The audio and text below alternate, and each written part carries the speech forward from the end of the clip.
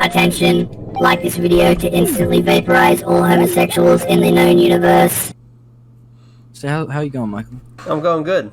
Yeah. So anyway, welcome back to another episode of the STIMPYLAND commentaries. We're doing a short one today. This one's not going to be very long, just because, it's been a while, and I've been busy playing Nitro Fueled, and that's it. Not doing anything else important. But we're just going to get right into this one. Oh, and I wanted to say, thank you to everybody that enjoyed the Wrath of Cortex video, because it was kind of enjoyable to watch again. Like, I did enjoy watching it again. That being said, I'm glad I never have to fucking watch that video again, because it's easily the worst one. Yeah. Thankfully, most people didn't seem to take this away from the video, but something I will just say right now is, if you do happen to enjoy that review, you're allowed to keep enjoying it. So, like, just because I hate it, doesn't mean you can't like it. Like, you're allowed to enjoy that. I don't want you to think, like, you're stupid if you like that video. That being said, I personally don't like that video one fucking bit. And if I never had to watch that video again, I'd be very happy. And I don't have to watch it again. And I am very happy. So, yeah. Just, Epic! You're allowed to enjoy it all you want, but I would just recommend you proceed with caution. Take everything I say there with a giant grain of salt, because most of it is bullshit. Anyway. Now, anything else you want to say before we start this one? We're going to do Revenge of the Flying Dutchman now. Some really piece of shit game. I want to know what I just wanted to say that, well, I haven't actually, like, I've seen this video before. I haven't actually ever played this game, so I don't really have too much thoughts on the game itself. But I like SpongeBob a lot, so I'll be able to catch references and see where shit's not fucking right and where it's not good. Yeah. And also, the Wrath of Cortex video is actually the best video on that you've ever uploaded. Why? Holy shit! Okay, you don't have to play the whole thing. Great. There you go. Okay. And we're ready to go. You don't have to play. Okay, fine. Liam's got a fucking wacky soundboard full of wacky sound effects. Yeah. Epic. But anyway, here's this one. Revenge of the Flying Dutchman. This review. It's okay. Yeah. I'm trying to think of something I want to say about this video. This video, for some time, had some copyright issues because I foolishly, decided to just put a bunch of footage from the show in here completely uninterrupted. So the way this review kind of circulated was weird for some time. Like, I didn't know where to put it, and, like, I tried putting it on, like, Dailymotion and Vimeo and other sites like that, and it's just like, no. God. Yeah. BitChute didn't exist at the time. Which is like the only relatively viable alternative, and it kind of sucks too. Like, BitChute is still shit, but it's just not nearly as bad as the rest. And yeah, and it just got struck down on those as well. That was a problem that all these SpongeBob videos have, but it seems like they've been archived in such poor quality that the copyright. That's because Viacom. That's because Viacom are fucking ruthless cunts when it comes to that shit. Yeah. Like, you use any of their properties, and Rather they'll just gay. They'll fucking smack you on the bottom very, very aggressively. Yeah, they'll spank you. It's a very sexual thing whenever they do it. Thankfully, I didn't have to get spanked by Daddy Viacom. Because I think I put the video on Dropbox for some time and just let people download it, which is weird. Totally Nice. foreign to how I would upload videos, like, to what I would do only a few months later, where I would delete the videos and try and hide them from the internet, Yeah. When just a few months prior, I had just allowed people to download one of my reviews, which is pretty cool. So, yeah. And this one, from what I know, I was talking to a friend of mine who had watched this video more recently, and he said I said a bunch of really dumb shit in this one, so I guess I'm gonna find out. Like, if I said this game is good, like, it's not. Like it's kind of, like, it's kind of wholesome. It's just aged badly. There's, like, a charm to kind of, like, how awkward and just weird it is, And the music is nice. I mean, like I said, I've never played the game, so I don't know exactly. But it's, like, bad, but it's, like, kind of charming how bad it is, It's not like Twinsanity, which is just bad. It's, like, there's kind of, like, a charm to it. But it is bad. It's definitely not a good game. I don't think so, anyway. And I don't remember if I said anything like that. But half of this video, I'm pretty sure, is just dedicated to me talking about SpongeBob. And I'll say right now, My opinions on SpongeBob have gone mostly unchanged. I still love the first 3 seasons of SpongeBob. I think it's the best fucking show. It's pretty great. You know? That'll be my favorite cartoon ever. Would you agree with that, Liam? SpongeBob, yes, definitely. Yeah, it's Fucking amazing cartoon. If for some reason you're watching this video and you've never seen SpongeBob before, which is, I feel, highly unlikely. Kill yourself. But if you haven't... Yeah, there you go. Epic. End your own life. Simply No, seriously, epic. watch that shit. Fucking SpongeBob is fantastic. Anyway, I don't really have much otherwise to say about this video right now, but I'll have plenty to say about it as we go into it, because I'm definitely going to remember shit. So let's go. I am the STIMPYLAND. We got this traveling intro parts unknown. in like Now come with me. 2p quality. Join me on my journey to 2p. things. 2p, 2t. Away I go. I do love PewDiePie? this intro still. Yeah. Pat did such a good job with this one. Most importantly, the reason we're here today, lots of kick-ass video games. SpongeBob had tons of games back then. They weren't super popular. That's weird. Why did it just fade in? Yeah, that was really weird. What the I fuck? wonder That's the if reason we're here today. I wonder if this video was a faded, like if this faded in from the cut, because you remember I had a bunch of footage of me talking about the show, and I just put it over Yeah. footage of the video. So I wonder if they faded in from that, like if this was an edit and somebody did that. I wonder. Maybe. Interesting. Well, either way, I remember I talked for some time about the SpongeBob game, and it was like, just SpongeBob, but like I could just summarize it. Like if that was cut, I can just say, I like SpongeBob. It's my favorite cartoon, probably. The first 3 seasons are the best. It's really not that good afterwards, and yeah, that's really it. And SpongeBob had some surprisingly good games that came out, but Revenge of the Flying Dutchman is not one of them. Fuck yeah. Yeah. Anything, but they were by no means in any sort of short supply. So now, we'll be covering the first ever game SpongeBob was in, which is some PS1 game called Nicktoons Racing. Okay, so now I'll be reviewing the first ever licensed SpongeBob game, which is Legend of the Lost Spatula on Game Boy Color. So I'm gonna review the first ever What the licensed fuck? SpongeBob game to be put onto a console, which is SpongeBob SquarePants Super Sponge. I'm doing this one. I see. I was thinking, like, how am I gonna... I remember that, okay. The context was, how am I gonna talk about SpongeBob games? And I'm gonna say, okay, well, this is the game I'm going to review. This SpongeBob game, but, like, each milestone sort of, like, oh, this was the first one on a console. This is the first one on... Like, this was the first one with, whatever. Every single time it was just some stupid game. Like, the Lost Spatula and fucking... whatever that other one was. So, yeah. I've never even heard of that before. Yeah. I've heard of Super Sponge. The music in this game is cute, but that's it. It's kind of shit.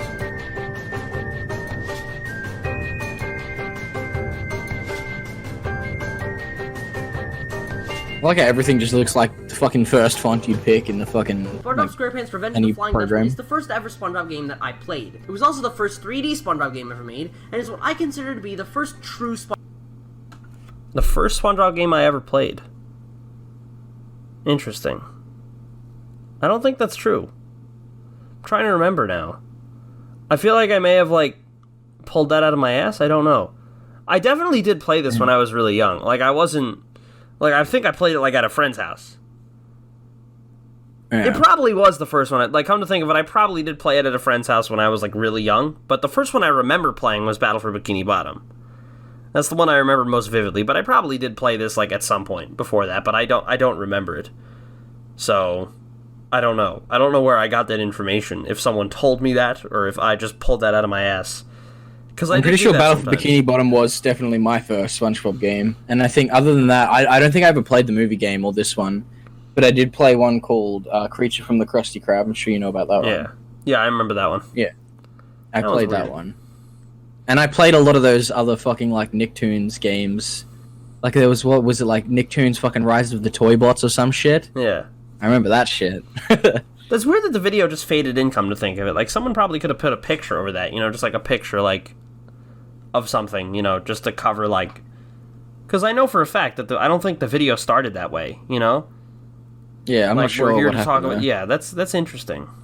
I wonder why that was like that. Unless I put together this edit, I don't remember. Like, I don't know where this edit came from. It's very strange. So, yeah. Let's see. You know, come to think of it, why wouldn't I think to just do that? Like, if I was going to just remove, like, edit the footage from stuff, why wouldn't I think to just, like, you know, just put a picture over instead, you know, like, because I had footage of the show running as I was talking about it. Why didn't I just, because I couldn't figure out where to upload the video, I uploaded it on other platforms and stuff, why didn't I just fucking, like, that's just dumb, come to think, like, you know, say I'm talking about SpongeBob and I'm showing footage, instead I just show a picture of SpongeBob's face and I'm talking, and, you know, I just replaced the footage with that. Like, why didn't I just do that? Like, what the fuck? Why didn't these people do that? Don't worry about it. Nobody fucking knows anything. Nobody knows how to do it. STIMPYLAND and his posse are not the most intelligent people. That's what we've learned today.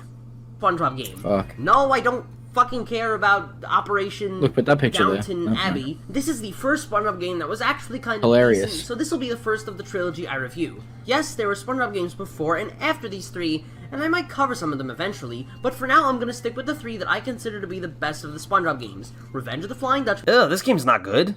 The best. This game's bad. Battle for Bikini Bottom, and the SpongeBob movie game. Developed by Big Sky Interactive and published by THQ, Revenge of the Flying Dutchman was a 3D platformer. But with SpongeBob! The game was first released in November of 2002 for the PS2, and in just a month got a port. Burning through text, by the way. Let me just say that. You see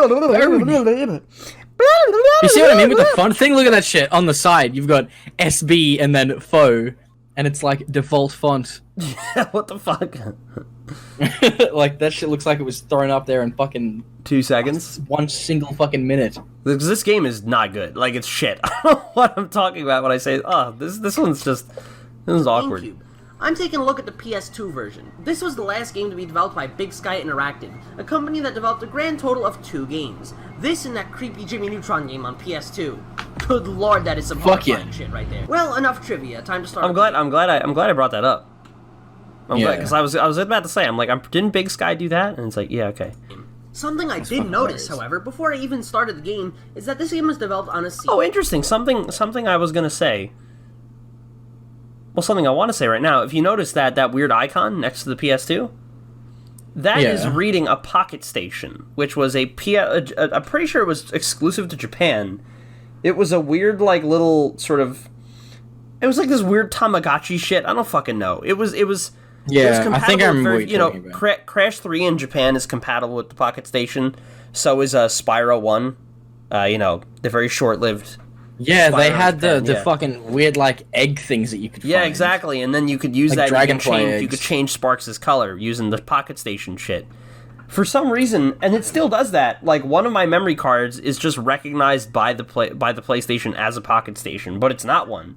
It's just a regular memory card. You know? Like, it doesn't have a fucking screen on it or any buttons. It's just a memory card, but I put it in and it says Pocket Station. It's really strange. That's really weird. So, yeah. And it did that even back then, like 5 years ago. So that's cool. Yeah, interesting. CD-ROM instead of your typical DVD. Oh, this is Some interesting. horrifying shit right there. Well, enough trivia. Time to start up the game. Something I did notice, however. Enough trivia. And then here's trivia. I didn't need to just say it, like, whatever. Like, this actually is kind of weird, interesting to bring this Before I even up. started the game, is that this game was developed on a CD-ROM instead of your typical DVD. CD-ROMs were much cheaper to print on, but also couldn't hold as much memory. This might come up later. Spoiler alert, it will. So the first thing we're treated to is the theme song. Wait, what the fuck was that? That was a What? spoiler. Spoiler for Much something. memory. This might come up later. Spoiler alert, it will. So the first thing we're treated. Oh, I think I read what that was. Let me see. And Alex's dad dies. Oh, from Half-Life 2 Episode 2. Yeah. Oh. So the first thing we're treated. Whoa, to is the epic theme spoiler. Yeah. song. Interesting. After the theme song ends, we're greeted to a little title card that says Revenge of the Flying Dutchman. This game is basically treated like an episode of the show. I really like this idea. The entire game is treated like a new episode of the show, meaning it isn't forced to follow a set story, but can instead... And I'll just say create the its own. same thing twice. Yeah. It's just weird where I do that. You know, like, this isn't the first time I've done that, where, like, I say something, and then it's just I repeat it in the next sentence. Yeah. Very strange. And this is something that I will say, what I think I'm trying to get at here is, like, the fact that this game has an original story instead of just being based on an episode or on a movie, you know? Yeah. So, like, there's a little more freedom to just do whatever the fuck they want, you know? The game's still not good, though, but whatever. Like a new episode of the show, meaning it isn't... It looks like kind of wholesome, though. Like, it doesn't look good, but it looks like... You know what I mean? Yeah. It looks harmless. It looks kind of harmless. Like and early cute. PS2. Yeah. forced to follow a set story, but can instead create its own, which I am so fucking glad that it did. The story is pretty simplistic. The story is that SpongeBob is just relaxing at home when he decides he wants to play fetch with Gary. SpongeBob throws his stick to Gary and Gary goes to get the stick, but then comes back with the treasure chest, which SpongeBob then opens. As he opens the chest, the gold doubloons fall out and spread everywhere. Eventually, SpongeBob finds that the treasure is a bottle, which he then tries to... Oh my god, what the fuck is that animation? What the fuck is this animation? Look at him. Doubloons fall out and spread everywhere. Look at him. Eventually, SpongeBob finds that the treasure is a bottle, which he then tries to... His fucking eyes are moving. His fucking like his little spindle arm. And this is just more. This is more just retarded, like verbose explanation of the story that I fucking hate. Yeah, and it's annoying because it like, hasn't fucking. It hasn't. It just it hasn't gone away. Like I've been doing that since the fucking. This is a really weird scene though. Like he karate chops the wooden chest, and then it turns black, and then he karate chops it again, and then it turns into like a Christmas present, and then he karate chops it again, and there's a bottle inside it. I feel like the idea is like he's like really odd. It's supposed to be like, oh, you know, he's unraveling it, you know, like he unwraps the present and then there's something else in there and he opens that and there's that, you know, because SpongeBob had a lot of those really weird sort of gags, you know, like, yeah, but I feel like just a letter from my parents, and on the back there's a note, you know, like that. Yeah, it's just like SpongeBob had a lot of those weird gags. It looks stupid. Like one of those. It looks dumb because of these stupid ass graphics. That's why. Yeah. It's like one of those Russian dolls. It's basically those kind of jokes, you know. I can't remember the exact name. I think it starts with a P. Penis? Fucking penis dolls or some shit. Yeah, penis dolls, yeah. It's like a smaller one. You unravel the foreskin on the penis dolls. Yeah. It's like that. Fuck yeah, dude. Anyway, fucking, yeah. But this game, it just looks kind of stupid. I think the idea is like, what was it? What was I trying to get at? Oh, yeah. It's just annoying. Like, this fucking verbose over-explanation of the story has not gone away since Review 1. Like, since Crash 1's review, we have not been able to get away from this. Like, every fucking review has just had this stupid fucking explanation of the story. It's so pointless. Like, look, hopefully I can just let everybody know now. Like, if you ever want to make reviews of games, don't fucking do this. Like, unless it's fucking relevant to, like, you know, your analysis, don't just fucking explain the story and then drop it, you know? Like... It's just dumb, you know. I don't need to explain every single. What were you gonna say? If it's a game where part of the heavy focus is on the story, like if you want to fucking review like Uncharted or The Last of Us or those games, I feel like the story is very important to talk about there, and there's a lot of flaws you could talk about from that, and there's a lot of different fucking like just narrative shit in that. What am I trying to say? You know, there's narrative fucking. Here's the fucking fancy word of the day: ludonarrative dissonance. Oh shit! Which happens a lot in games like Uncharted, where there's fucking your character can get shot fucking like 50 times and just run away and hide behind something and be fine, and then in the story, like when it stops for a cutscene, a character gets shot once in the chest and then they're dead instantly. Yeah. So that's ludonarrative dissonance for you. Interesting. But you can talk about that sort of shit if you want to do an analysis or a review of games like Uncharted. But when you're talking about SpongeBob or Crash Bandicoot, Revenge of the Flying Dutchman, I don't think the story or the fucking narrative is anything important. I don't even talk about the story though. Like it doesn't actually relate to anything. I'm not like you know. You just talk about how the story starts. You literally just explain, hey, this is how the story starts. For example, this is all I need to say. You know. The game kind of has its own story, and you kind of get to see its own sort of version of events, because unlike, some other game, like the movie game, it's not based on an existing story. Like, they're just using existing characters and telling their own story with the game, and it's just the idea that you start up the game and the title screen says Revenge of the Flying Dutchman as though it looks like an episode card is, like, kind of a unique framing device for the game to take place in, That's me doing that now. That's me explaining the story now. That's as far as I'd go, And I might even go to say, like, the Flying Dutchman shows up, and, he's kind of the main antagonist of the game, or something. Like, I don't know. Like, if I really wanted to get that in detail. But where I'm literally just explaining, like, frame by frame, just what's happening in the cutscene, it's fucking stupid, and I don't know why I did it. I think what it honestly is is me just rushing kind of the video along and, like, not going back and reading through it, you know. Because something interesting, for those of you who are familiar with my Urusei Yatsura, 5 Urusei Yatsura episodes you should watch. That video originally was a completely different video, and in that video, I go into this long sort of explanation. In the original copy of the script, I do a sort of verbose breaking down of one of the episode's plots. But then, because I spent tons of time on that video, I went and reread the script tons of times, and I realized, like, all of this I don't need. Like, I just realized how much of it I could cut, you know? Like, when I would write the script the first time, I tended to go into those weird, stupid details like this, because I was just sort of, you know, running through the events that happened, you know, like, in the fucking... I was running through the events of the episode in my head, and I was just typing them out, you know? But then later I would go back and be like, oh, hold on, you know, I don't need to talk about that, or, oh, I can analyze this bit, you know?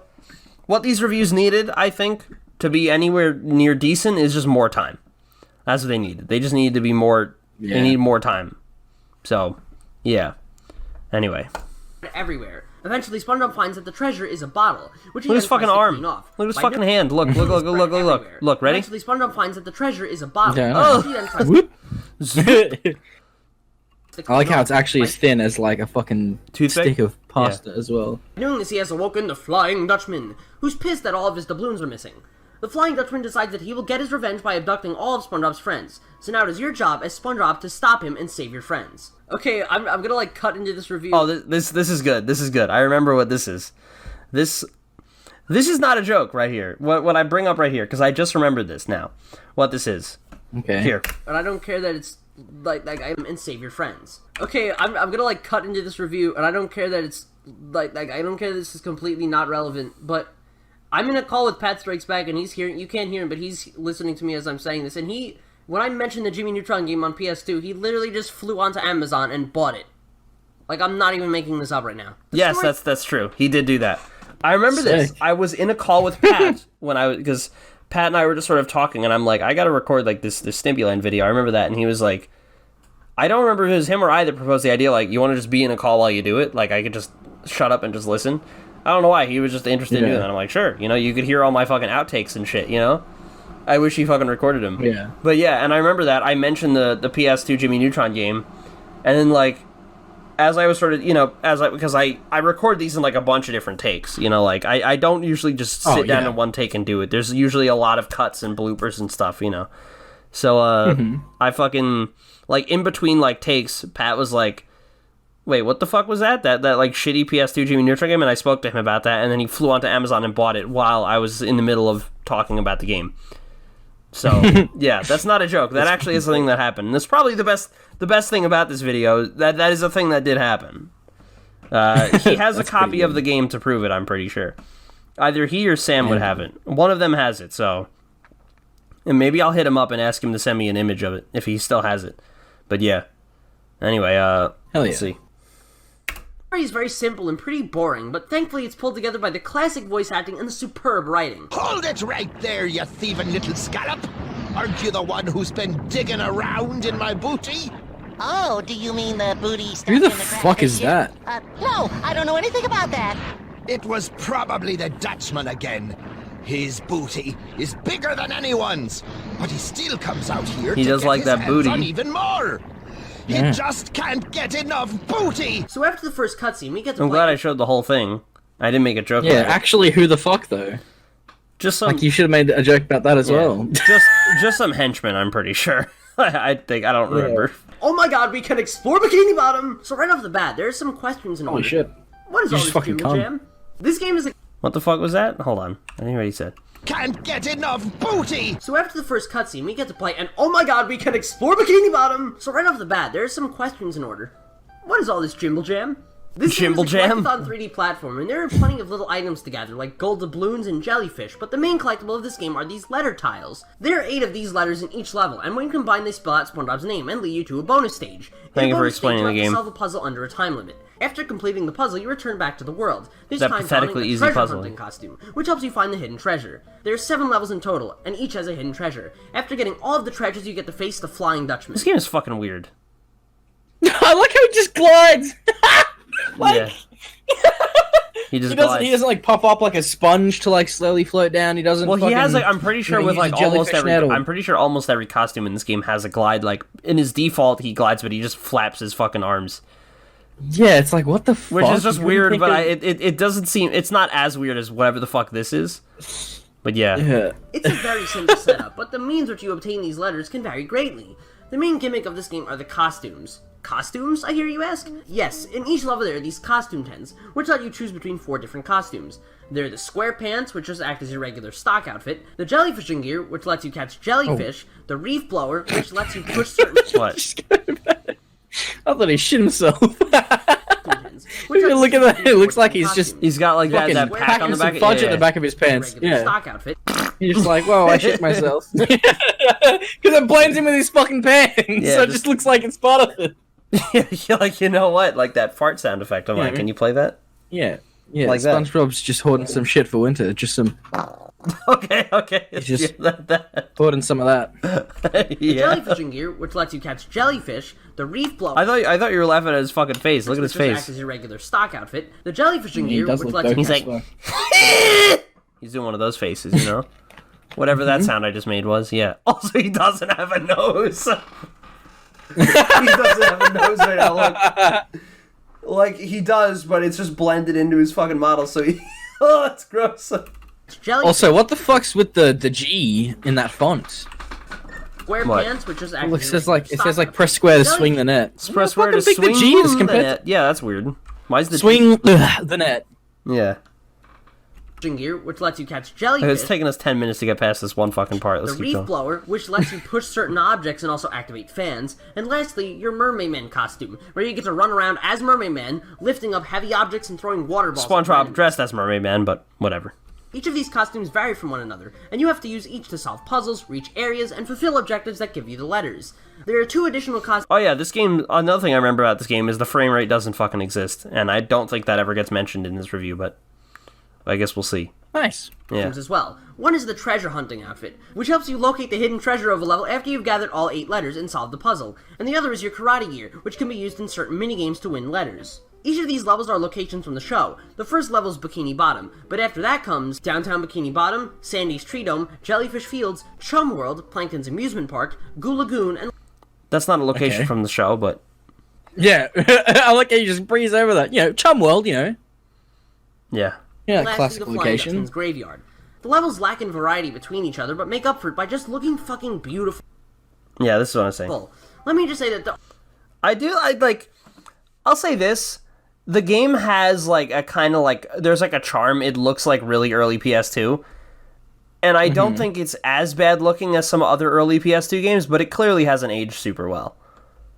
Yeah, Like, some of the environments look alright though. Just like I judging think, off like, of you this. know, the what was I gonna say? Fucking, like, I don't know. Like, I don't think it's the worst looking game ever, but I wouldn't say that it looks good. Like, I'd say, you know, there are times where it looks pretty good, but for the most part, it really doesn't. Like, here, for example, this, I think this is a pretty flattering, like, you know, image right here, you know? Yeah, Like, I think this looks decent, but if you look at Jellyfish Fields, it's fucking, the textures are terrible. the artists knew what they were doing. These levels look fucking gorgeous for a CD-ROM PS2 game. For a CD-ROM PS2 game, yeah. That is true, because CD-ROM PS2 games were, like, the CD-ROM didn't hold as much shit, so the games looked like poo-poo. Not dingy, swampy, Yeah. icky, gross, dark, blech, but rather bright, colorful, decent. Yeah, look, this is Jellyfish Fields, and it's fucking all primary colors.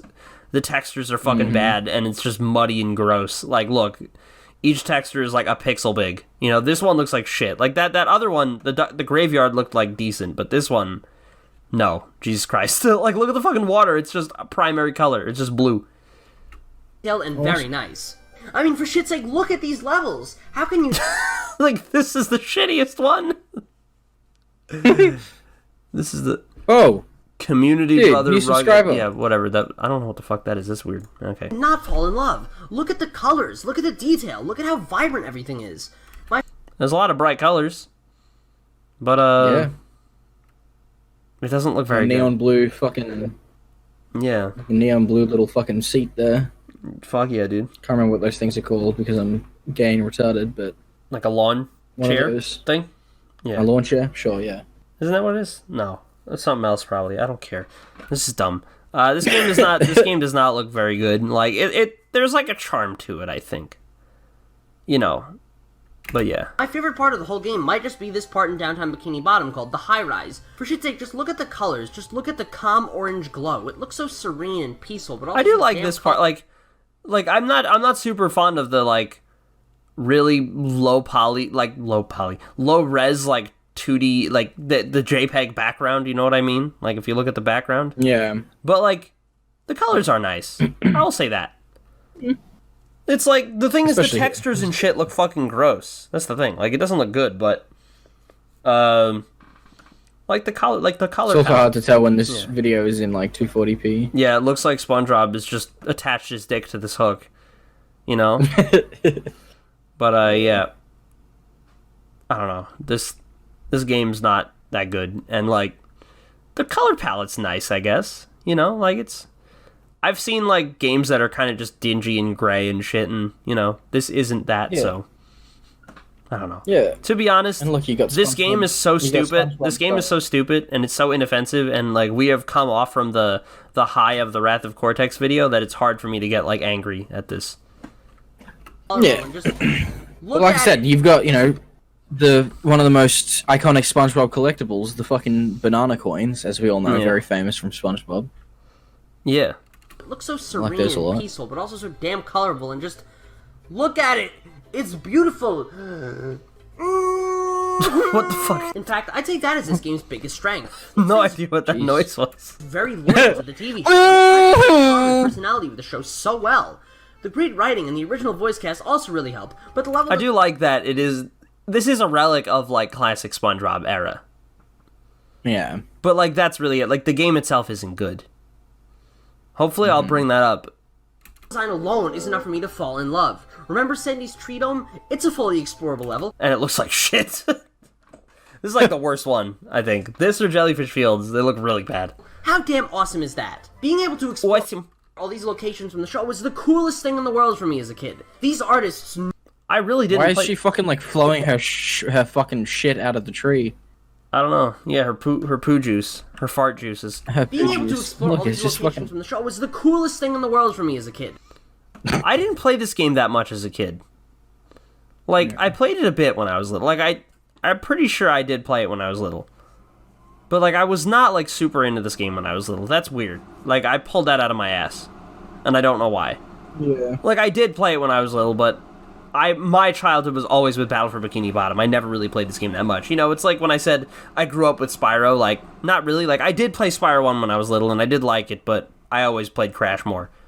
You know? Yeah, I mean that's not the only thing you've ever pulled out of your ass. Bazinga! Yeah, there you go. Got him. Oh, shit.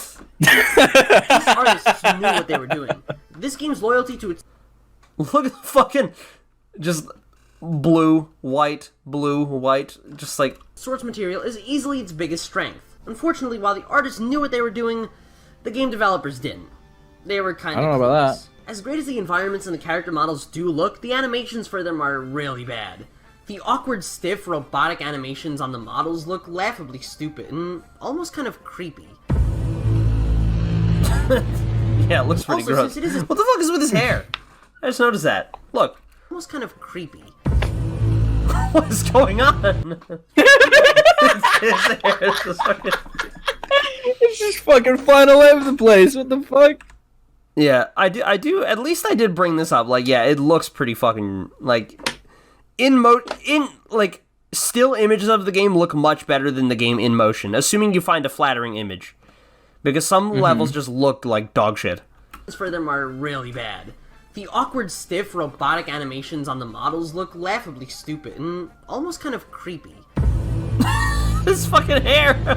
Also, since it is a CD-ROM game, it's working with some pretty limited memory. While in the early levels it doesn't present a problem, in the later and much larger levels, where the game becomes much more intensive, the frame rate can chug quite a bit. Oh shit. Okay, I did bring it up. Hey, look at that. Don't doubt yourself too much, Michael. There you go.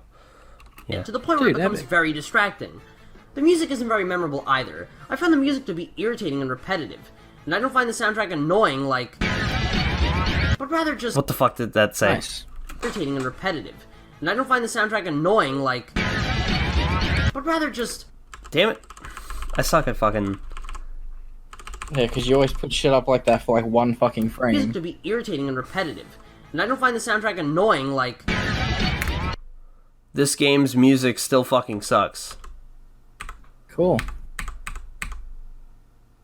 What does it say in the back? Wait, hold on. What? Let me see if I can Oh, read this damn. right. Ave Gloriosa in nomine la Satan. That is Latin for hail in the glorious name of Satan. Oh, I know sick. that because I saw that in a Minecraft griefing video when I was like little, and I remembered that. Dude, that's fucking great. Some yeah. guys are fucking. They were on like this Christian Minecraft server, and they were putting like hail in the name of Satan and other fucking signs all over the place. So stupid.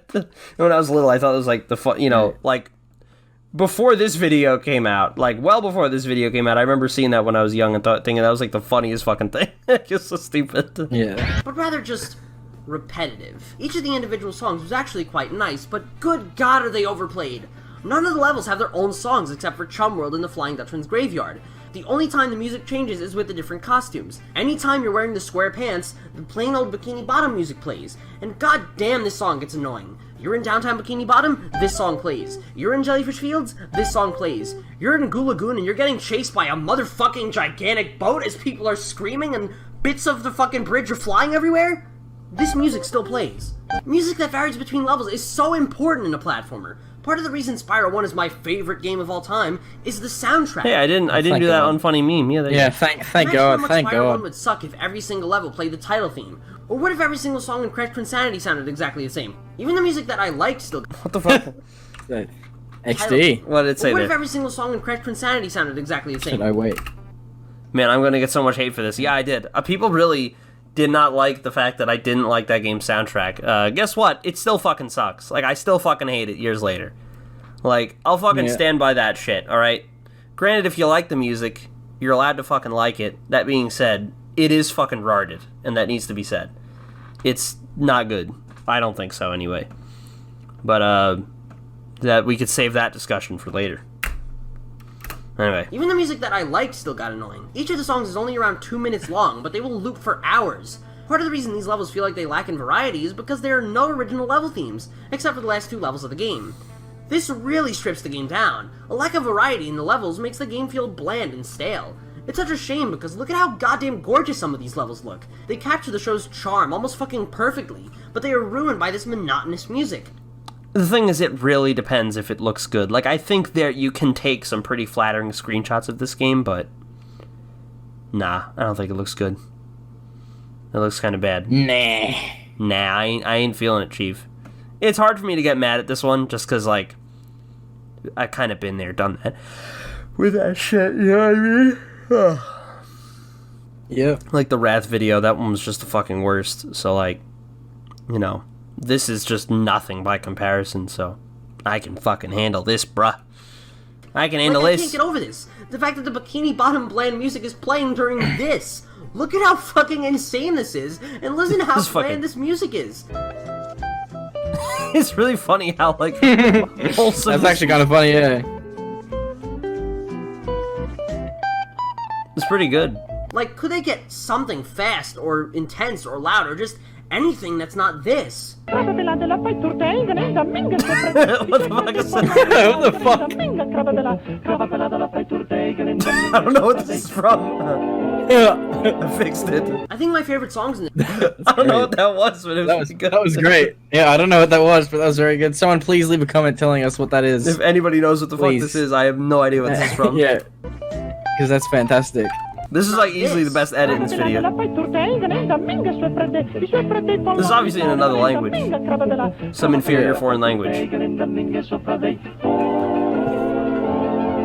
I think my favorite songs in this game were the Karate Gear and Treasure Hunting themes, and that's only because they were the songs that played the least. I could also go on forever about the camera. The camera in this game is awful. It's pretty much just random. I feel like at any time the camera is going to become self-aware and go on a rogue search for its true purpose.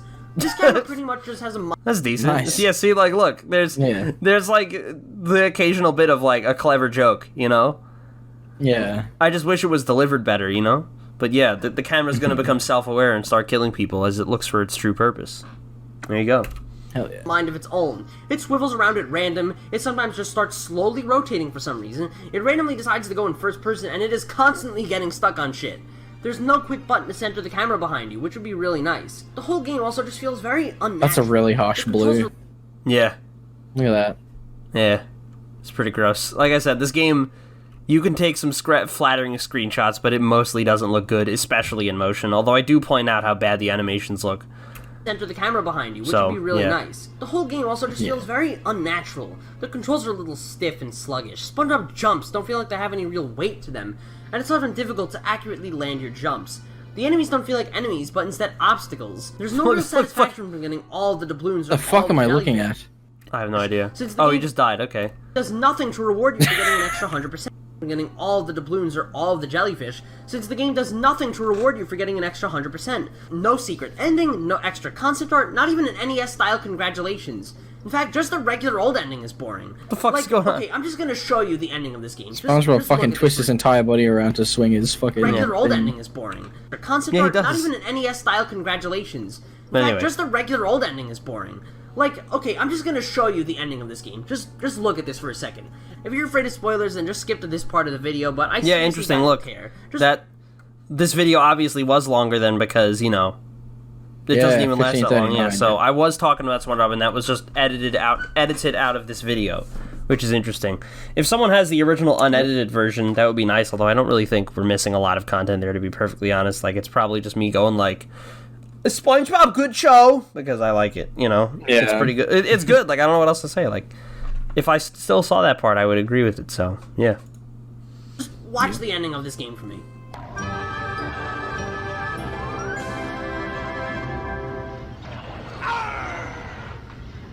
Fucking animation.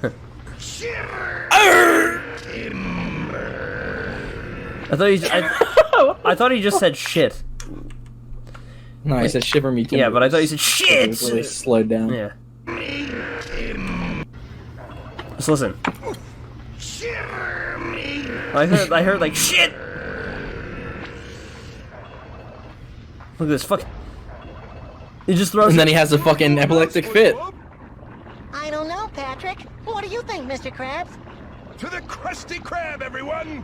For a feast like no other! Oh, Mr. Oh, the animations! So happy. Yeehaw! That's what I call a celebration.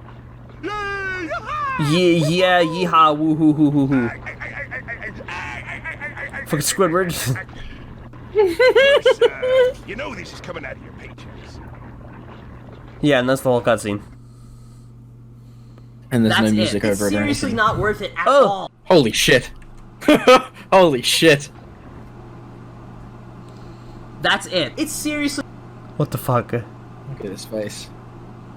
Yeah.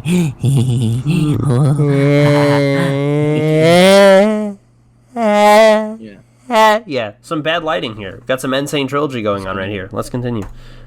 not worth it at all. The ending is so underwhelming. Although this game's biggest flaw by far is that it completely fails to acknowledge the player. The objective is almost never clear. This game is pretty easy, and the only real challenge comes from finding out what the hell I'm supposed to do. One of this game's key features is a to-do list in the pause menu. It is a lifesaver. Without it, I would have no clue what I'm supposed to do. But even with the to-do list, I still get lost. I had to, on more than one occasion, go to GameFAQs.com to find out what I had to do. Not how to get all the doubloons or all the jellyfish, but just how to find out how to fulfill the basic objective of the level. This game also does nothing to punish you when you die. Dying in the game is supposed to be the end-all final stop. Dying should be the worst thing to happen to you in a game. But in this game, there is no punishment for dying. There's no life count or anything. In fact, oftentimes I would kill myself just to teleport back to the last checkpoint, which I would like to point out are quite frequent. Suicide is the easy way out here. Just like in real life. This game is really... That was pretty good. I like that. Just like in the fucking, because I remember that Mr. Krabs fucking creepy eyes above the fucking, in the Krusty Krab. Suicide is the easy way out here. Just like in real life. This game is That's really pretty good. nostalgic to me, and I loved it so much as a kid. This game definitely has its redeemable Again, flaws. this is, I don't know if that's true, like, I played it when I was a kid and I did like it, but like, I'm pretty sure I did, but like I liked this game, but Battle for Bikini Bottom was my shit. Although I'm pretty sure I spoke way more positively about that game than this one, but, you know, whatever. The most notable of which would be its loyalty to its source material. But at the same time, the only real way to enjoy Revenge of the Flying Dutchman is to be a huge fan of the source material. It's not a very competent platformer. At all. The collectibles don't feel satisfying. Oh, you know, the classic SpongeBob characters like Skeleton with Mohawk Yeah, dude. as an enemy. That's right. Like, But at the same I know it's their own story and shit, but It is just weird. like the characters in SpongeBob are still supposed to be like fish people if they're not a major character or something. Yeah. But it's just Skeleton with Mohawk. Like, what? the only real way to enjoy Revenge of the Flying Dutchman Jesus is Christ. to be a huge fan of the source material. It's not a very competent platformer. At all. The collectibles don't feel satisfying, the enemies don't feel like they're really there, the ending is seriously underwhelming, and the objective is almost always unclear, and it does nothing to punish the player. Does Revenge of the Flying Dutchman hold up? As much as I want to say yes, because of how nostalgic and goddamn beautiful this game is, sadly... Goddamn beautiful, I says as I look at this image. Like, look at the fucking Daxter on the fucking boat. Oh god, it's so fucking washed out. It's Like, even disregarding the fucking, like, 1 pixel wide textures on these fucking planks. All the colors are just so washed out. fucking Like, it looks Squidward like right someone now. fucking... There's It's no like saturation. Squidward. Holy shit!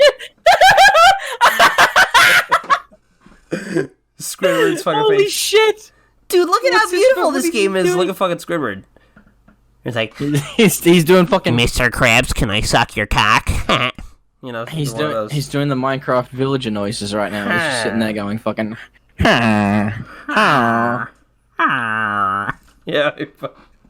It's so Yeah. stupid. You got me hooked on this shit of just pointing out dumb shit in these fucking videos. Like, Yeah, 'cause it's fucking great. that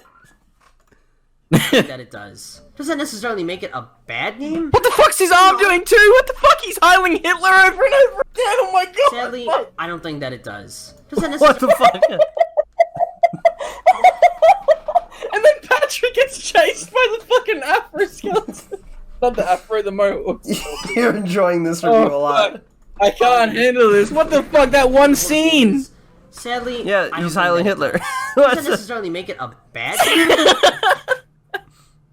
Hold on. This is the worst fucking possible screen you could show while saying, "Look how goddamn beautiful this game is."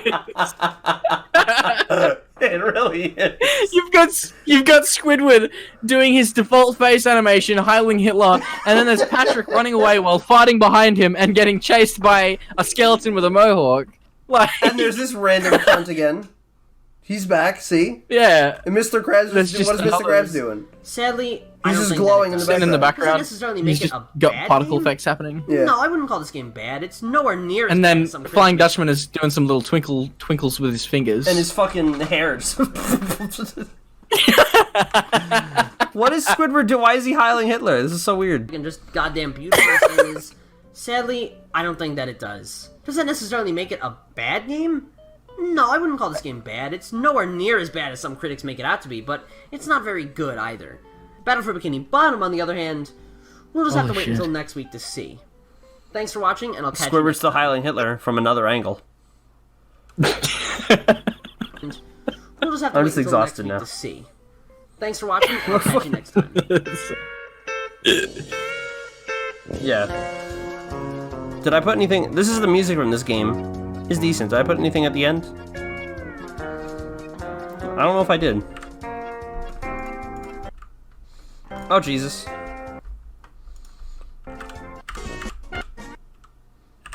So you guys know, Okay, I right? didn't. Shit. Well, Okay. anyway. Shit. Oh my god. So what do you think of that video?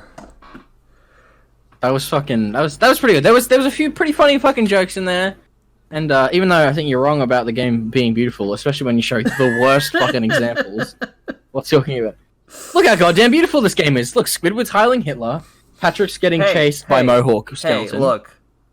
I think that is fucking beautiful. I think that is like, you know, the last... Well, it's beautiful in a completely different Yes, way. it's beautiful, and look at how fucking retarded this is. It's honestly, like, beautiful how stupid that looks. Because there's so much shit going on in that cutscene that's like, what the fuck is happening? That is honestly beautiful. Yeah. You know? It's like... Holy shit. It's like The Last Supper, you know? Like, every single Yeah. person has, like, a unique expression on their face. They're all doing stuff, you know? It's like that. Fuck's sake. Every character is, like, fucking farting out particles and Heiling Hitler and fucking default dancing or whatever. I don't fucking know. Like, Holy shit. oh, it's so dumb. Well, anyway. There's that. That was sick. Yeah. You got anything else you want to Good say video, about I that enjoyed video? Not necessarily. I could use a funny soundboard thing, but I didn't know. No. But I think it was a funny video. Well, anyway. We'll see you next time when we do Battle for Bikini Bottom, probably. Oh, is there no questions? Is there no question time? Yep, there's question time. Yeah, I don't know why I said it out of the way. Free time. I was gonna say, but first let's do questions, and then I'll see you next time. Okay. I was gonna say, let's first do questions, and then I'll see you next time, but then I started with, I'll see you next time. That was strange. Yeah. Let's get to the questions now.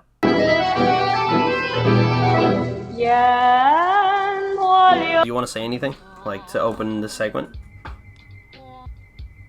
Do I want to say anything to open the segment? I guess the only thing I can really say is... Thanks for sending in your questions!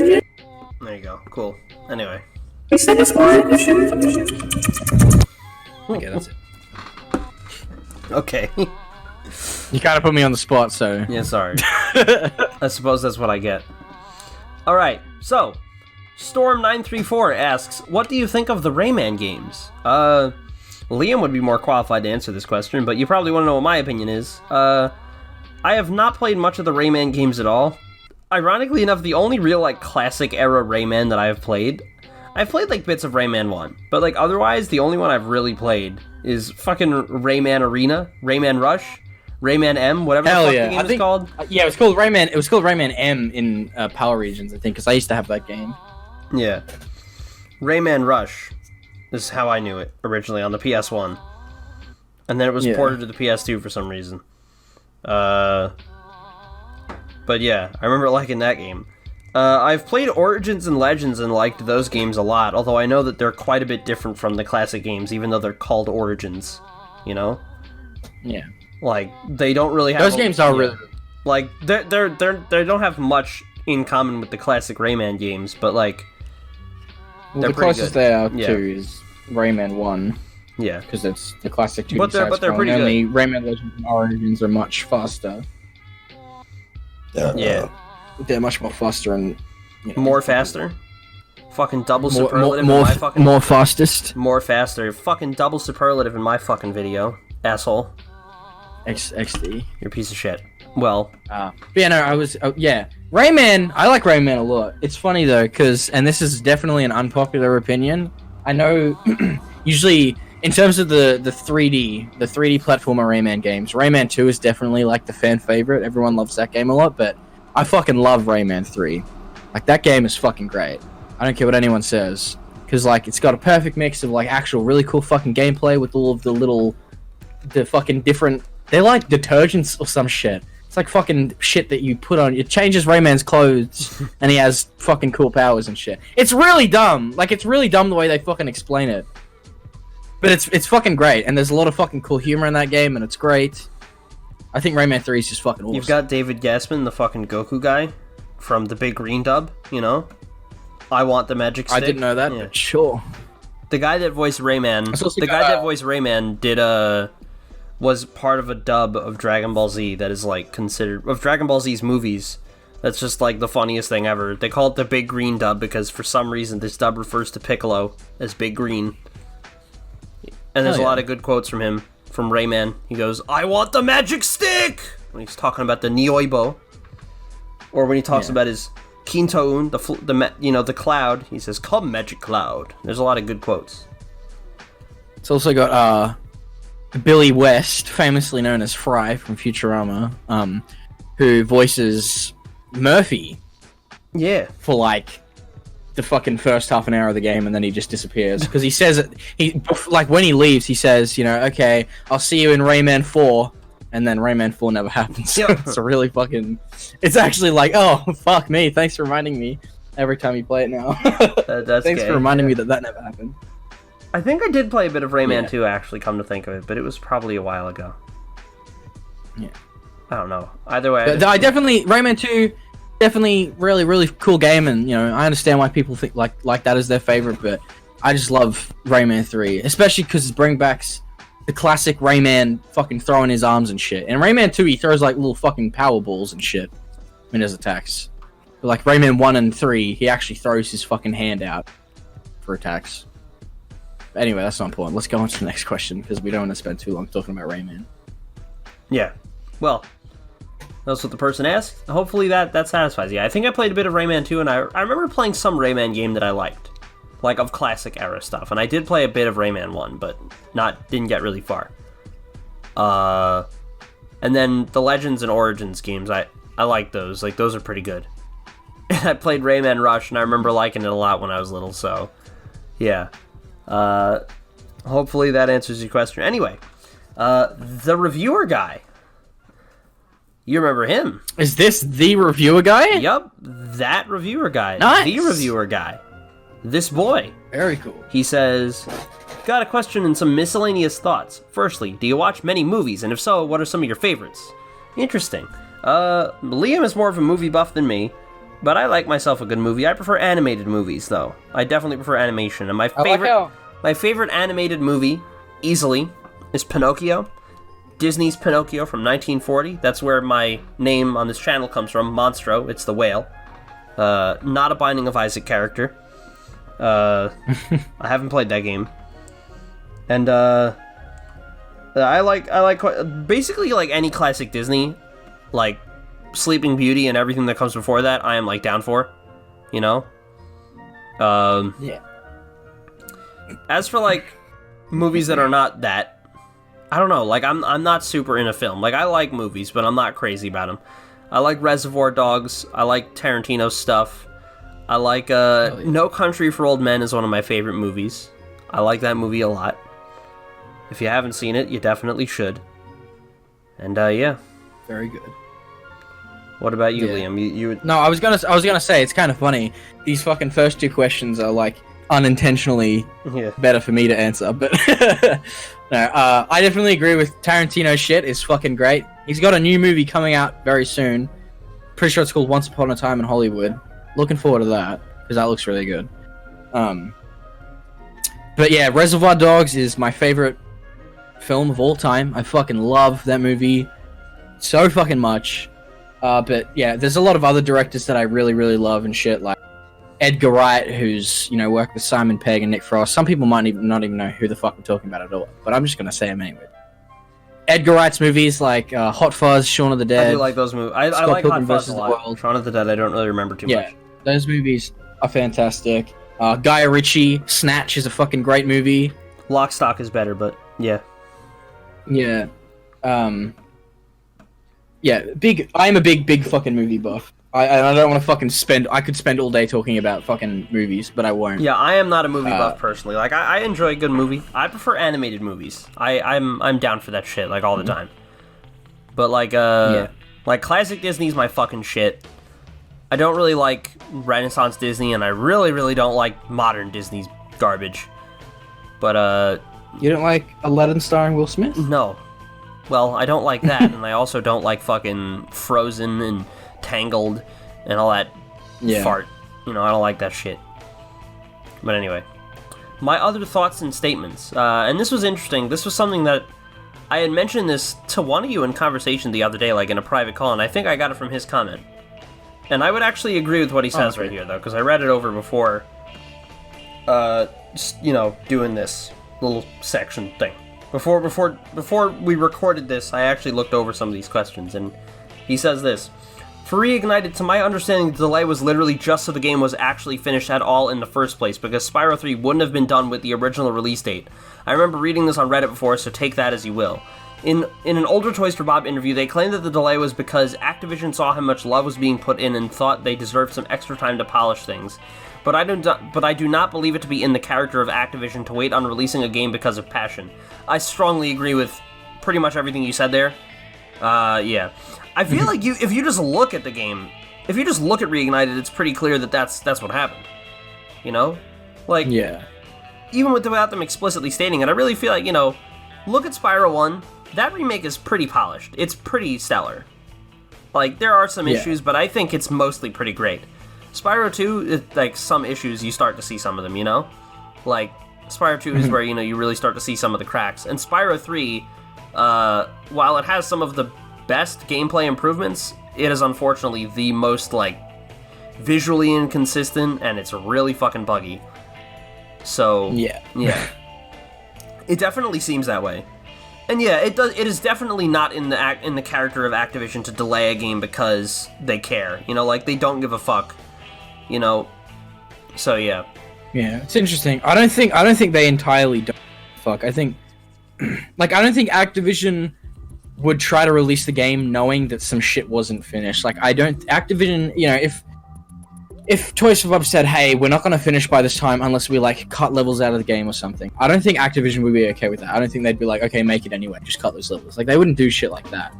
But I feel like they definitely would make up some excuse, like, you know, giving them extra time to polish things because it's deserving of the love that this franchise has. I don't think that's why they would delay the game. Well, like, Insane Trilogy could have used some fucking time to fix some shit, because that game is fucking hideous.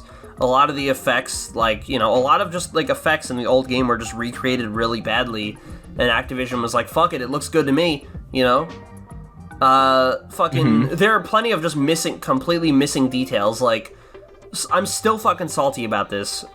The fact that in the hidden warp room in Crash 2 you can't see the islands from Crash 1 anymore, they were rendered and they were there, fully visible on PS1, and on PS4 they're just not fucking there. It's like, what the fuck? Yeah. That's the fucking stupidest thing in the world. Like, that just bothers me a lot. Like, it's a little thing, but really, it's like, you know, they cared about those fucking details. You know, they cared about those details on the PS1 game. It's like, why did you just fucking not put that in? You know? So, yeah. But, let's see. So that was his first thing, you know. Going on a bit of a tangent about Insane Trilogy. I don't like that game. Now he says, number 2. Also, hell yeah, as for the Ratchet and Clank opinions, the original is one of my fave games of all time. In my opinion, the gameplay gets progressively better for the most part, but in general, the personality and story, though I know that's vague wording, gets progressively worse starting with PS3. I pretty strongly agree. I would say that. Like, I really think that the story just is kind of fucking bad in the PS3 games. Like, it's just fucking stupid. But, like, the gameplay is, like, the actual mechanics of the game are, like, still pretty good, like, even that far in. And I don't think it's until, you know, like, Ratchet PS4 where it really just... That game, the gameplay is not very good, in my opinion. Although I haven't played a ton of it. I've only played it a bit, so maybe it's great now. Ratchet turns into a goody two-shoes Boy Scout, and Clank turns into an actual robot. Even though he's always been a robot, but he turns into an actual... like, fucking and it's weird robot because Ratchet is like this goody two-shoes Boy Scout, but he's fucking killing a bunch of sentient life forms, you know? Yeah. And you know, I'm not gonna get into the argument. Me and Michael disagree on this very, very much, but I very much like the PS3 games, especially A Crack in Time. But I don't want to get into that argument here because we could talk about that for 100 fucking years. Yeah. Until we fucking rot. That's an argument. Maybe that's an one argument day reserved for like a stream or something. That's. Yeah. I want to get to the rest. Maybe of one day I'll make. Maybe one day I'll make a video explaining why Crack in Time is good and you're dumb. And maybe I'll do that. You should. For now, closing the lid on that. STIMPYLAND exposed why Crack in Time is actually good. That's your video title. Yeah, there you I go. just made it for you. Anyway. And then his third point says, enjoying these a fair bit, and I think it was a cool idea. Been binge watching over the past 4 days, and I thought the crash spinning video was really fun too. Well, thank you. I like the crash spinning video a lot too. I think that Liam, you said that's like probably my most polished video. I think that's your best video. Yeah, that's your best video, at least from recent times. Yeah. I like the way that one came out. So yeah, thank you. I'm glad you enjoyed it. And anyone that hasn't watched that yet, and you want like you like that Crash Bandicoot content, you should definitely check that out. I'm pretty happy with how that came out. So, thank you, the reviewer guy. Anyway. Yeah. Krim asks, what was the reason you had such a vendetta against the Wrath of Cortex? That is a good question. Like, where that actual just sort of vendetta came from, I don't really know.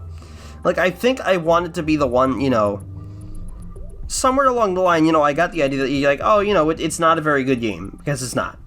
But, you know, like, for some, I feel like I kind of wanted to, like, have the fucking scoop on that game, you know, I wanted to be the one, like, you know, the reason why that video is the way it is, like, you know, part of it is me going, like, you know, I'm gonna tell you what you didn't know about this game. The secret history of Wrath of Cortex exposed, you know? It's like, me kind of trying to, you know, I wanted to get, like, the hot take, you know? So I was just kind of being dishonest, you know, in an attempt to be kind of, like, sensational, I guess. But yeah. Hopefully that answers your question. I really don't know, because I don't hate the game. Like, I kind of enjoy the game now, to be perfectly honest. So yeah. Thank you for the question. Goonie Baloney asks, hey, I forgot to ask this last time because I'm stupid. I'm stupid too. He says, anyways, are you planning to make the Let's Plays public again? Yeah, probably after the last episode of this goes up. I'm gonna just probably just make them all public on that channel. So yeah. I'll probably do that, like, last. That'll be my special treat, you know? So look forward to that. Yeah. Anyway. Oh, and I have all the videos backed up on a hard drive now. In case any catastrophic disaster happens and for whatever reason that channel disappears, I still have them all backed up, so I can share them somehow. Not that anything would happen, but yeah. Anyway.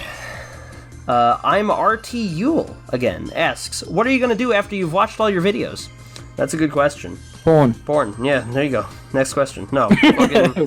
What I'm probably gonna do, and I'm sorry if this answer does not satisfy you, I'm probably gonna go back to doing what I did before, which is, if I have a video and I want to make a video, I want to talk about something, I'll make a video talking about it, and otherwise I won't really interact much with YouTube.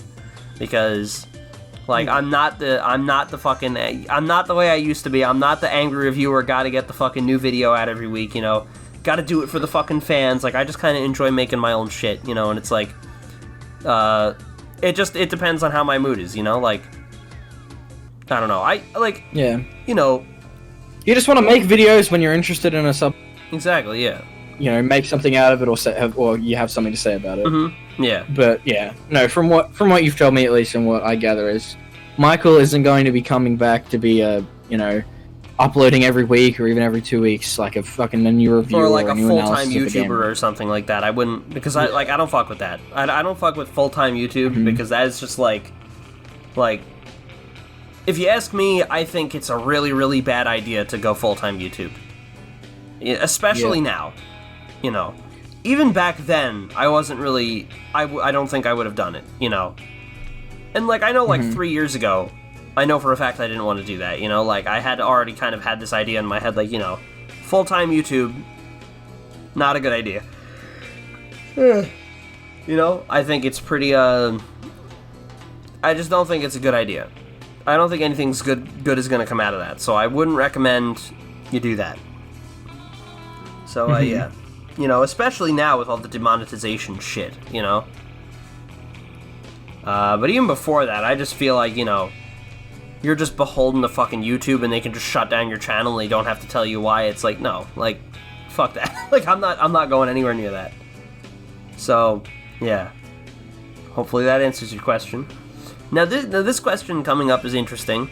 Because Liam, I fucking love this. Liam, I'm glad you're here, Liam, because I really need an interpreter, you know? Like, look, I'm gonna ask the fans from now on, like, look, I appreciate that you're sending in the questions and I appreciate that you're so excited, but if you could please, like, write your questions in English, you know? Like, because I can't always guarantee that I'll be able to have a translator with me. Like, I'm very lucky. I wouldn't have been able to answer this question if I didn't have my translator here with me, you know, if I didn't have an interpreter. Because, like, look, I only speak English, okay? I'm sorry, like, I know, I'm a basic bitch, I'm fucking white, I only speak one language, okay? But, like, you know, I'm not super fucking bilingual special, so please from now on just write your... You speak Americanese. Yeah, just please from now on write your questions in English. That being said, I'm gonna attempt to read this question, and Liam's gonna interpret that for me. Obscene Globella asks, question, are you impressed? I mean, I remember when this came out, it was fair dinkum a fucking week between uploads. I assumed you'd been working on it in the background for a while, but you actually did the whole process in a week, you absolute mad cunt. So yeah, are you in awe of the beast you created? So Liam, what the fuck does this mean?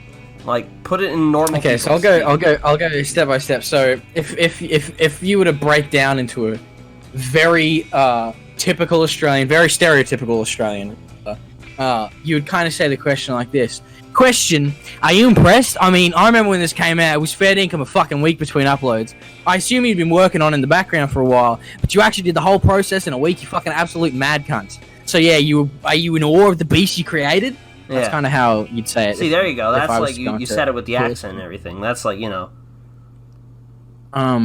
Fair dinkum, as far as I know, it's an Australian slang. It just means like fair enough, or like it's like us, like you're surprised, like wow, honestly, it was honestly a fucking week between uploads. It's just that basically. Yeah. And then, as you know, in Australia, people call each other mad cunt, sick cunt, fucking shit like that, and that's like a compliment. It's a compliment. If you get called cruel nation, you just say mean words to each other all the time. I can't believe it. I know, right? Why would your government allow that? Why would they just allow you to say mean things? That's just fucked up. So if I was to interpret the whole thing to you, it would be, question, are you impressed? I mean, when this came out, it was honestly a week between uploads. I assume you'd been working on it in the background for a while, but you actually did the whole process in a week. That's, you're insane, you're incredible, you're great. So yeah, are you in awe of the beast you created? Yeah. That's kind of how... Now, okay, long-ass verbose meme aside, this question, I was glad I got this comment because I started to really think, like, when I got... Because I saw this comment a few days ago, and I kind of realized that, are you in awe of the beast you created? I kind of am. Like, I am impressed that the video was able to be put out in a week, and the thing is, I think, I'm pretty sure I was impressed back then. Like, back then when I made that video. Because I remember when I went in this, this video was 10 minutes, and then it turned into 47 minutes, you know, and I was like, holy shit. And I was really impressed by this video. So even back then, I was like, dude, I'm the fucking best. I made this fucking long-ass video in a week? Like, how the hell did anyone do that?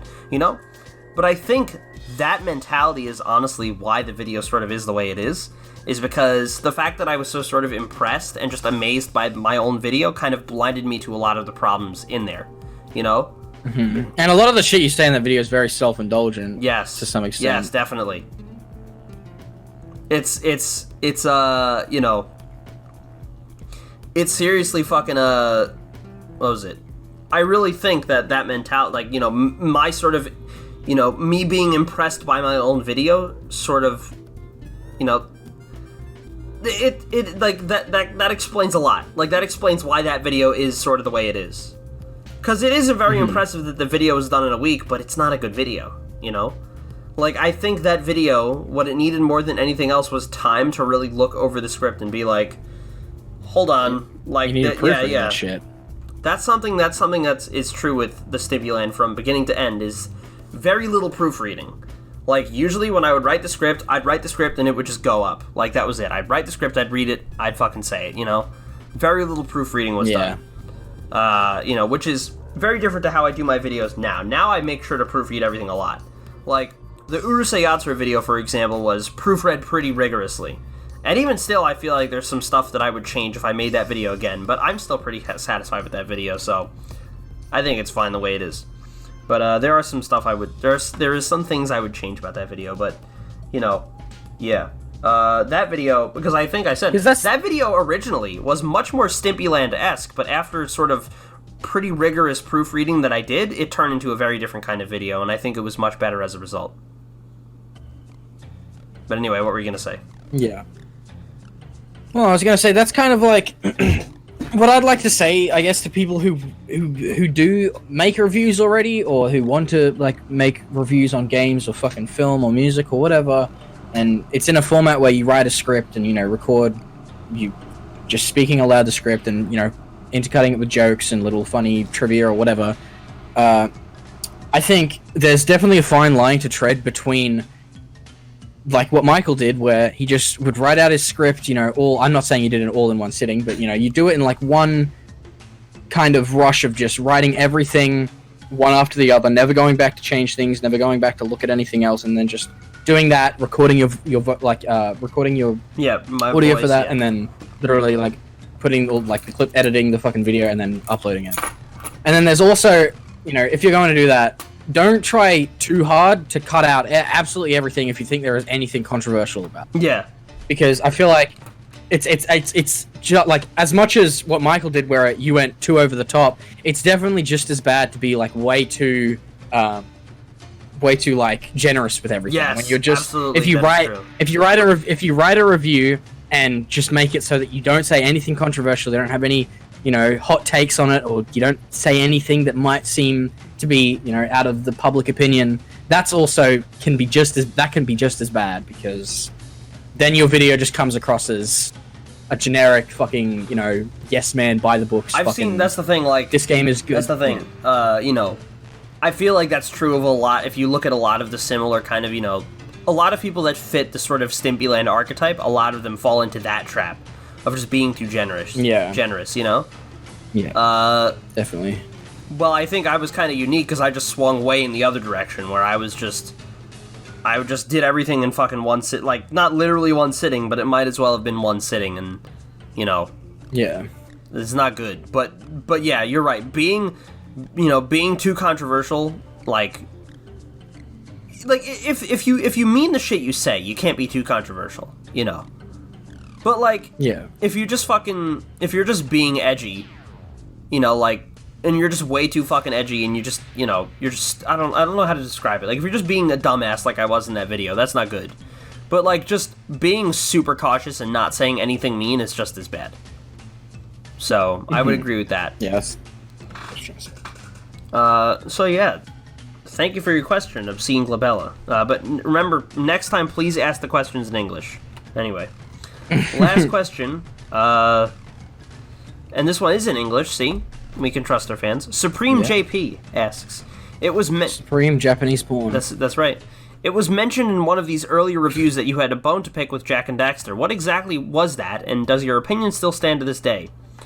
I don't remember why I wasn't really into Jak and Daxter. Like, I remember just not thinking that game was the greatest thing in the world, and I don't remember why. Like, I feel like I probably had a friend or something that I talked to, and he told me that it was the greatest thing in the world, and I said, no, it's not, and then that was how my opinion was formed. Like, I honestly don't remember why I thought that about that game. I'm sorry. Now I think it's like, it's a good platformer. Like, it's good. I think it's good, you know? It's not the most remarkable game in the universe, but I like it a lot. Ratchet and Clank is definitely better. Like, if you were to...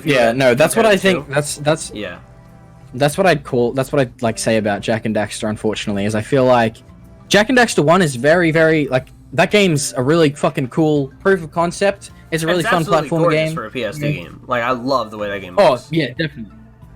And then it just felt like, you know, Ratchet and Clank was obviously, you know, there's way more proof fucking of it fresh. that Ratchet and Clank was way more successful.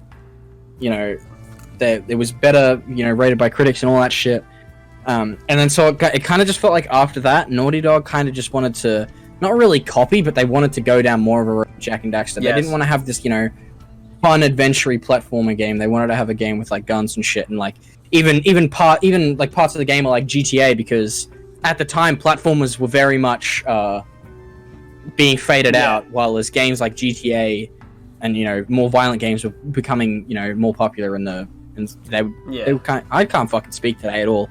I feel like I've just got retard disease. But yeah, what I'm trying to say, what I'm trying to say is that platformers were very much being faded out or phased out, and games like GTA, more gory games like that, more violent kind of action-based games were becoming much more popular.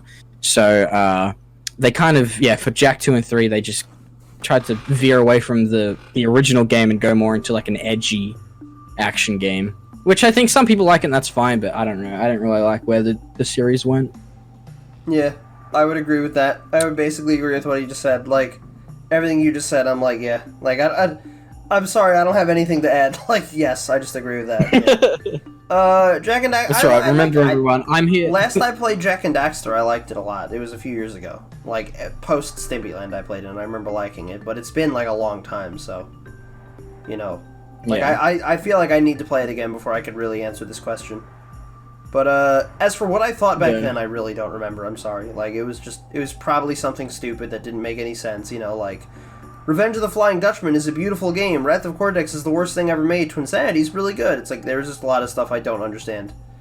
Like, there's just stupid opinions that I don't know why I had them. And I can't fucking answer them. I can't answer for them. All I can do is just apologize. I'm sorry I said that. It was fucking stupid and it doesn't make any goddamn sense. So yeah. That's the best you're gonna get. I'm sorry. Anyway. Awesome, epic, Yeah. spectacular. So Ruffle Mayo, bro. anyway, next time we're doing Battle for Bikini Bottom and the movie game. Probably, maybe in one episode. We might be two. I don't know. Depends on how I feel. But yeah. Liam, any final thoughts? Well, it's very exciting. The next episode is going to be the penultimate episode, second last one. How exciting! That's fucking great. Anyway, now that you've heard a very good example of an Australian question being asked and me trying to translate it, now I'm gonna sign this video out, and I hope you're okay with this, Michael, by showing everybody what a true Australian sounds like when they're drunk and talking absolute fucking nonsense. Okay. So I hope everyone enjoys this. Or what level Oh, of Jesus fucking Christ. experience in general, because the characters don't have to get drunk to get like decent rewards in this DLC. So just what level are the characters, and what level are the characters who are drunk, who are in this DLC, who run into different characters in the Borderlands universe. Those characters usually are like Scooter, like Axton, and that's all I can really say. That's just